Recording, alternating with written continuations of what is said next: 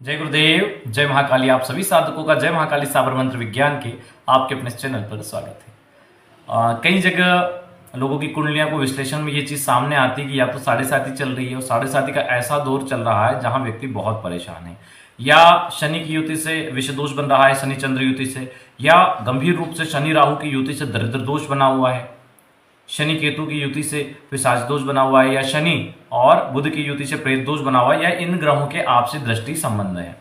और भी बहुत सारी ऐसी चीजें होती है। या मान लीजिए कि शनि आपकी कुंडली में नीच राशि में विद्यमान है, या 8वें या 12वें भाव में विद्यमान है, तो बहुत सारी व्यक्ति को समस्याएं होती है। खैर, वो सब कुंडलियों के अलग अलग विषय होते हैं। तो हमेशा हम बोलते ही हैं कि व्यक्ति को अपनी कुंडली का विश्लेषण करवा लेना चाहिए ताकि उसके सटीक उपाय से उसको लाभ हो। क्योंकि आप सोचते हैं कि हम किसी एक देवी देवता की पूजा करें तो उससे हमको सब कुछ मिल जाए, तो वो नहीं मिल सकता। वो क्यों नहीं मिल सकता? उसका कारण है कि उस एक देवी देवता की पूजा जिस तन्मयता के साथ आपको करनी चाहिए, आप नहीं करते हैं। सिर्फ नॉर्मल आप ठीक है वो कर लेते हैं, आलसी में जितना भी करना है। आपको लगता है कि आप बहुत कर रहे हैं, लेकिन बहुत नहीं है, वो पर्याप्त ही नहीं है।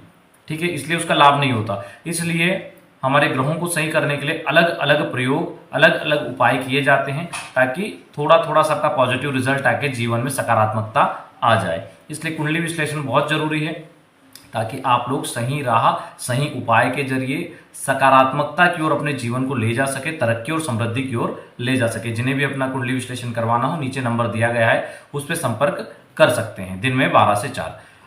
इस वीडियो को बनाने का आशय था कि शनि ग्रह से संबंधित दुष्प्रभावों को कैसे दूर किया जाए, ऐसी क्या प्रयोग विधि की जाए कि क्योंकि ज्यादातर कुंडलियों में जिनके शनिदेव की युति से बन रहे दोष बड़े गंभीर होते हैं। खैर, व्यक्ति के पूर्व जन्म के कर्म होते हैं, लेकिन अगर वो यही सोचकर बैठा रहे तो फिर वो उसका पुरुषार्थ ही क्या?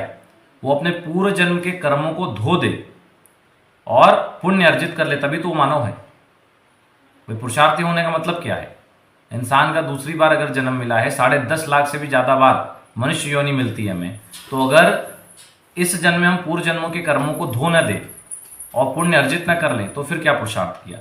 तो यहाँ पर शनिदेव से संबंधित उन दुष्प्रभावों को दूर करके और शुभ प्रभावों की प्राप्ति कैसे की जाए, उसलिए श्री शनि वज्र पंजर स्तोत्र का प्रयोग देंगे, जिस प्रयोग के माध्यम से शनि देव की आपको कृपा प्राप्त होगी, दुष्प्रभावों से मुक्ति मिलेगी। कैसे इस प्रयोग को करना है समझे। किसी भी शुक्ल पक्ष के शनिवार से आप इस प्रयोग को शुरू कर सकते हैं। ठीक है, चाहे शनिश्चरी अमावस्या हो तो ज़्यादा बढ़िया, नहीं हो तो किसी भी शुक्ल पक्ष के शनिवार से इसको कर सकते हैं। इसके लिए आपको माला की आवश्यकता नहीं है, केवल शनि यंत्र की आवश्यकता है। आप शनि यंत्र लें, अपने पूजा स्थान में तांबे की प्लेट में काला कपड़ा बिछाकर उस पर काले तिल की एक ढेरी लगा दें और उसके ऊपर शनि यंत्र स्थापित कर दें।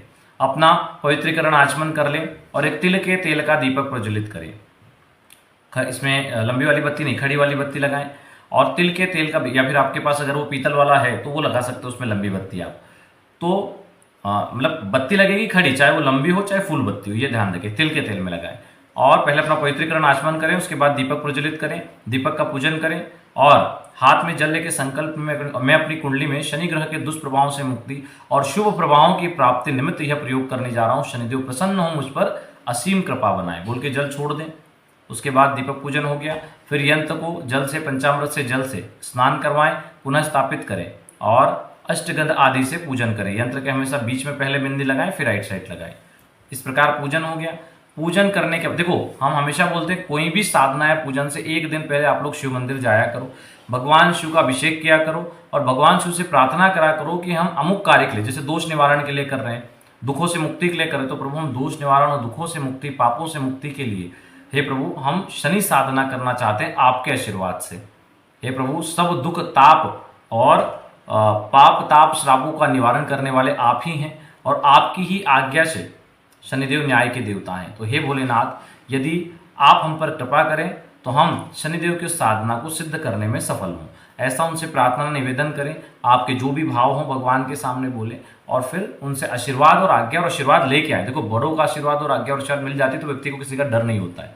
ठीक है, तो वो बड़े हैं इस क्षेत्र के, सबसे बड़े वही है, देवों के देव महादेव हैं। तो जब वहां से आएंगे, माता शक्ति से आशीर्वाद लेके आएंगे, गणेश जी से आशीर्वाद, क्योंकि गणेश जी, भोलेनाथ, माँ जगदम्बा, स्वामी कार्तिकेय, नंदी महाराज, बिलड़ बाबा, नाग देवता, वासुकी देव सभी वहीं पर होते हैं। तो आप सभी से आशीर्वाद लेकर आए, मुख्य भगवान शिव और माँ जगदम्बा, और उसके बाद आप अपनी साधना करें। तो साधना में यंत्र को स्थापित कर दिया, उसके बाद में आपको मानसिक रूप से गणेश मंत्र और गुरु मंत्र का 2-2 मिनट या 1-1 मिनट ध्यान कर लेना है। पहले गणेश मंत्र कर लें, फिर गुरु मंत्र कर लें, फिर गुरु मंत्र कर लें, फिर गणेश मंत्र कर लें, कोई दिक्कत नहीं। उसके बाद जो शनि पंजर स्तोत्र है, शनि वज्र पंजर स्तोत्र, इसके पाठ करना है आपको। इसके कितने पाठ करना है आपको? इसके आपको कम से कम 21 पाठ करना है, अधिकतम 108 पाठ आप करें तो बहुत अच्छा है। इसमें आप 7 दिन का या 11 दिन का ही संकल्प लें। इसमें आपको ब्रह्मचर्य का पालन करना है, जमीन पे शयन करना है, एक समय भोजन करना है। ठीक है, इस प्रकार आप इस प्रयोग को करें। जब आपका प्रयोग कंप्लीट हो जाए तो उसके बाद आप भोजन की कुछ सामग्री लेकर किसी भी जरूरतमंद भिखारी आदि को दान कर दें। जैसे भोजन की सामग्री या तो पकाया भोजन रख दें या फिर कच्चा भोजन में आटा, दाल, तेल वगैरह रख के भी दे सकते हैं, आपको जैसा उचित लगे। लेकिन एक व्यक्ति का पेट भरे कम से कम इतना हो, ज़्यादा हो तो बहुत अच्छा। तो इस प्रकार आप ये दान कर दें। ये साधना कंप्लीट होती है, उसके बाद उस यंत्र को आप किसी पवित्र नदी या सरोवर में विसर्जित करें कि हे वरुण देव, हमने यह दिव्य शनिदेव साधना की है, आप हमारे मंत्रों को इस यंत्र के माध्यम से शनिदेव तक पहुंचा दें। हमारे स्तोत्र पाठ की शक्ति को, ऊर्जा को शनिदेव तक पहुंचाएं ताकि शनिदेव हम पर कृपा करें, बोल के वरुण देव को अर्पित कर दे किसी भी नदी, तालाब में, पवित्र जल सरोवर में। ठीक है, तो इस प्रकार आप कर दें। तो ये तो हो गया आपका अनुष्ठान। अब बहुत से लोग हैं कि साहब हम अनुष्ठान नहीं कर सकते, तो वो इसी प्रकार से यंत्र स्थापित करके सुबह या शाम में इसी प्रकार से दीपक लगाकर प्रतिदिन 5, 7 या 11 पाठ श्री शनि वज्र पंजर स्तोत्र के करना शुरू करें। अगर किसी दिन चूक भी जाए तो दिक्कत नहीं है, क्योंकि आपका संकल्प नहीं है, दैनिक में है, तो हो सकता है उसका जो रिजल्ट है आपको आगे पीछे हो जाए। कभी जल्दी भी आ सकता है, कभी थोड़ा लेट भी हो सकता है, लेकिन मिलेगा जरूर। ऐसा नहीं है उसमें नहीं मिलेगा। अगर आप अनुष्ठान नहीं कर रहे हैं तो आप केवल दैनिक में कर ले। और हम तो ये कहते हैं कि जब आप शुरू करते हो तो आप शुरू में दैनिक में ही करो।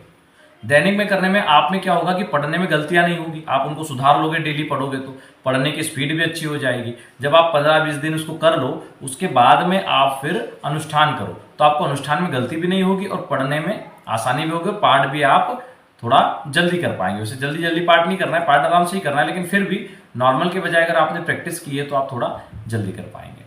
तो इस प्रकार आपको साधना करनी है। अगर दैनिक में कर रहे हैं तो आप 6 माह पूजन करके फिर यंत्र को विसर्जित कर दें और पुनः दूसरा यंत्र अगर स्थापित करना चाहते हैं तो कर सकते हैं, नहीं तो कोई बात नहीं। वैसे भी एक बार आप अनुष्ठान करते हैं तो उसका प्रभाव अगले कई सालों तक रहता है। कुछ अगर ग्रहों के ज़्यादा दुष्प्रभाव नहीं है तो अगले 5 साल, 10 साल, 20 साल तक एक साधना का प्रभाव रहता है। लेकिन अगर ग्रहों के प्रभाव बहुत गंभीर है तो आपको कम से कम 1 साल, 1.5 साल में वो साधना दोहरा लेनी चाहिए। ठीक है, तो ये चीज़ें क्लियर हो गई। फिर भी कोई सवाल हो तो मैसेज कर सकते हैं, आप लोग कमेंट कर सकते हैं चैनल पर, तो हम उसमें समय मिलेगा तो बता देंगे। पक्का तो नहीं कहते कि मिलेगा, लेकिन अगर मिलता है तो बता देंगे। ठीक है, आज के लिए इतना ही। जो लोग अपना कुंडली विश्लेषण और स्कैनिंग करवाना चाहें, नीचे नंबर दिया हुआ है। बहुत से लोग हैं जो नए हैं साधना के क्षेत्र में, साधनाएं सीखना चाहते हैं, लेकिन उनको कोई नॉलेज नहीं है कि बेसिक से कैसे शुरू किया जाए। तो उन लोगों के लिए पेड ग्रुप चलता है, उस पेड ग्रुप से जुड़ सकते हैं। 6 माह का एक पेड ग्रुप है जिसमें अलग अलग साधनाएं करवाई जाती है, अलग अलग मंत्र सिद्ध करवाए जाते हैं और विशेष विशेष साधनाएं करवाई जाती है। तो आप उसमें जुड़ के वो साधनाएं कर सकते हैं। उसका जो शुल्क है 6 माह का वो 5100 रुपये। चलिए आज के लिए इतना ही। जय गुरुदेव, जय महाकाली।